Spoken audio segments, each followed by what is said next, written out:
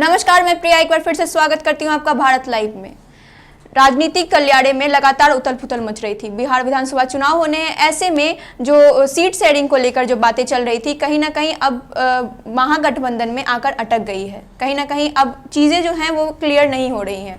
इस बीच ये भी खबरें आ रही थी कि कांग्रेस और रालोसपा दोनों की तरफ से आरोप लगाए जा रहे थे कि कहीं ना कहीं राजद जो है उनसे बात नहीं कर रहे इन मुद्दों पे, कहीं ना कहीं वो बचते हुए दिख रहे हैं। इस बीच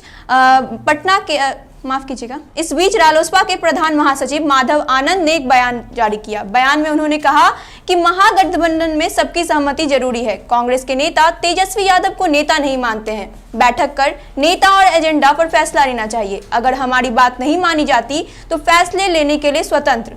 माधव ने कहा कि राजनीति में सब कुछ संभव है। इस पर विशेष टिप्पणी हमारे साथ मौजूद हमारे संपादक नमन कुमार मिश्रा जी करेंगे। बताइए सर, क्या कुछ आप कहना चाहते हैं इस बारे में?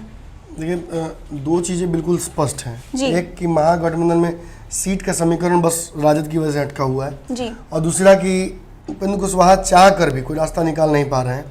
अब संवादहीनता की जो सीमा है वो भी पार हो गई है। मांझी ऑलरेडी बाहर हो चुके हैं।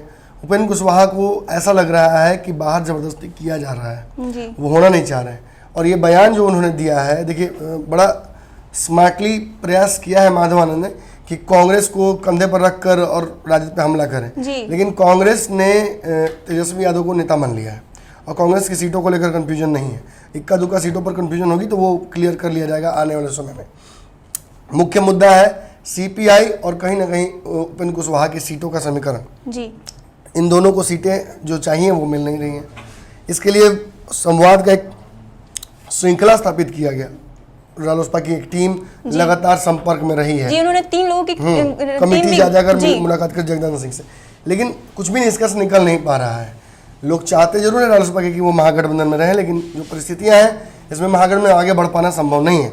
शायद इसीलिए उपेंद्र कुशवाहा के जो राइट हैंड माने जाते हैं माधव आनंद, उन्होंने एक बात स्पष्ट कर दी है कि उनके भी ऑप्शंस खुले हुए हैं। याद कीजिए, मांझी जी जाने से पहले जो मांझी जी के राइट हैंड माने जाते हैं दानिश रिजवान, उन्होंने एग्जैक्टली यही बयान दिया था कि महागठबंधन में चीज़ें बहुत देर हो रही हैं और अब ज़्यादा बर्दाश्त नहीं किया जा सकता है।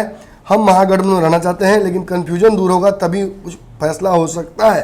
और महागठबंधन में जो कन्फ्यूजन है, इसको दूर करने का जो मुख्य कहीं ना कहीं कहा जाता है बात फंस रहा है, वो केवल तेजस्वी यादव के जगह पर आके फंस रहा है। तेजस्वी यादव संवाद करना ही नहीं चाहते हैं। शायद उन्हें इन लोगों के वोट बैंक पे भरोसा नहीं है, शायद उन्हें इन लोगों के क्रेडिबिलिटी पे भरोसा नहीं है कि ये चुनाव के बाद जो परिस्थितियां होंगी, अगर सीट जीतते हैं तो शायद भाजपा के साथ चले जाएं या किसी और से चले।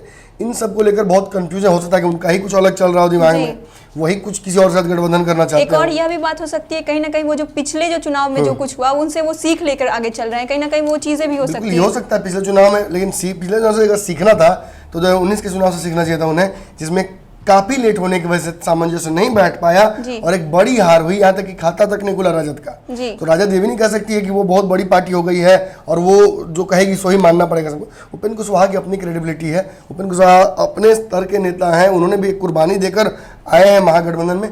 लेकिन हाँ, एक बात स्पष्ट है कि माधव आनंद के बयान से ये तो तय हो गया है कि महागठबंधन से उपेंद्र कुशवाहा बाहर हो चुके हैं, बस औपचारिक ऐलान बाकी है। लेकिन मैं अभी भी कहूँगा इन परिस्थितियों को तुरंत सामंजस्य बैठाकर सुधार लिया जाएगा।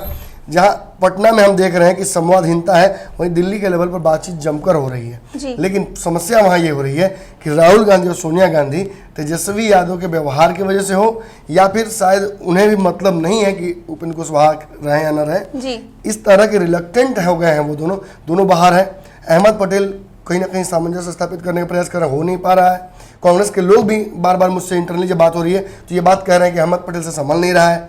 वही बात रालोसपा के लेवल पे जब मेरी बात होती है, पर्सनल लेवल पे बहुत सारे नेता हैं, उन सबसे बात होती है तो वो भी यही बात कहते हैं कि कांग्रेस तो लीड ही नहीं ले रही है। कांग्रेस तो लग ही नहीं रहा जैसे कि कोई बड़ी पार्टी है, ये राष्ट्रीय स्तर की पार्टी है जो बिहार में अपने जो वर्चस्व है उसको स्थापित करना चाहती है। बिहार में आकर एकदम गजब के पीछे लघु बन जाती है और इस कारण से तेजस्वी यादव डिक्टेट कर रहे हैं। और तेजस्वी यादव जब कोई युवा नेता डिक्टेट करने लगता है तो उसे डिक्टेटरशिप ही कहा जाएगा। और उस चक्कर में हो क्या रहा है, उस चक्कर में हो रहा है कि रालोसपा जैसी पार्टी जो कि बिहार में मैं मुख्यतः मैं किसी की सिंपथाइज नहीं कर रहा हूँ, लेकिन रालोसपा के पिछले 1 साल का अगर आप कार्य देखिएगा तो शिक्षा से लेकर स्वास्थ्य से लेकर सारी चीज़ों पर आंदोलन भी किया है, लाठी भी खाई है। मुझे तो नहीं लगता कि तेजस्वी यादव ने लाठी खाई है पिछले कुछ दिनों में। जी, उन्होंने बयान के माध्यम से उन्होंने एक तरह से क्लियर ही कर दिया है, मान लीजिए कि राजद कांग्रेस की अगर ओर से अगर कोई पहल नहीं हुआ तो राजनीति में कभी रास्ता बंद नहीं होता है। बिल्कुल, मैं वही कह रहा हूँ कि औपचारिक ऐलान करना बाकी है। हम जिस तरह हम एक खबर कर रहे हैं, हमारे स्टूडियो से खबर आई है कि उपेंद्र कुशवाहा एक हाई लेवल मीटिंग बुला रहे हैं। इस लगातार 3 दिनों से मीटिंग चला है, लेकिन ये जो है आज का मीटिंग अभी जो होने वाला है, ये एकदम अंतिम निर्णय वाला मीटिंग होगा। हो सकता है कि हमें शाम तक ये बात समझ में आ जाए कि उपेंद्र कुशवाहा कहाँ रहेंगे, महागठबंधन में रहेंगे या किसी और जगह जा सकते हैं। एक समीकरण फिलहाल बनता हुआ हमें दिख रहा है। कुछ सूत्र हमारे बता रहे हैं कि एक तीसरा मोर्चा बनने जा रहा है, तीसरा मोर्चा नहीं, तीसरा गठबंधन, तीसरा मोर्चा तो है लेकिन गठबंधन बनने जा रहा है, जिसमें शायद एनडीए और महागठबंधन दोनों के दल मिलकर कुछ समीकरण बनाए।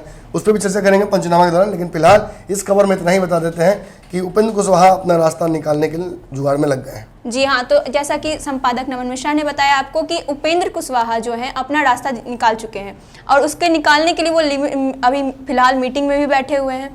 हो सकता है कि तीसरा जो हो सकता है गठबंधन भी बन सकता है। गठबंधन में कौन कौन लोग होंगे इसके बारे में पंचनामा में आपको पता चलेगा। तब तक के लिए आप देखते रहिए भारत लाइव। धन्यवाद। बढ़ाएं अपना कदम सक्सेस की ओर शिखर करियर इंस्टीट्यूट के साथ। शिखर करियर इंस्टीट्यूट पूर्वी भारत में एकमात्र कोचिंग संस्थान जो एक्सक्लूसिवली है मेडिकल एंट्रेंस एग्जाम के लिए।